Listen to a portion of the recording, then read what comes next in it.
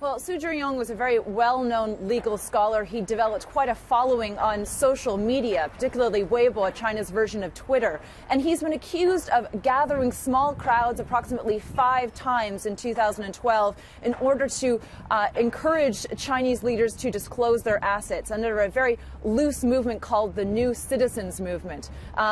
Because of this, Mr. Xu was arrested and he was charged. All along, his lawyers and Mr. Xu said that they thought that he would be found guilty. The surprise today was that he wasn't given the maximum sentence of 5 years for gathering public crowds. Instead, Mr. Xu will now spend the next 4 years in prison. And as I mentioned in the introduction, that he's just one of a number of human rights activists to be on a trial. What news of the others?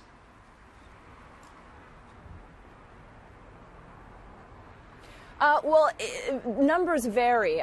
Some say that dozens have been arrested in connection with Mr. Xu's movement. The key with the New Citizens Movement and other related movements is that they've tried very hard not to have any particular leaders. Now, Mr. Xu, of course, is a very well-known figure in China, and he's said to be the founder of this New Citizens Movement. But there are many activists across China who've been facing increasing pressure. Many have been arrested, and yes, many are going on trial Many have gone on trial in the past week, between 7 and 9, depending on how closely you link them to Mr. Xu.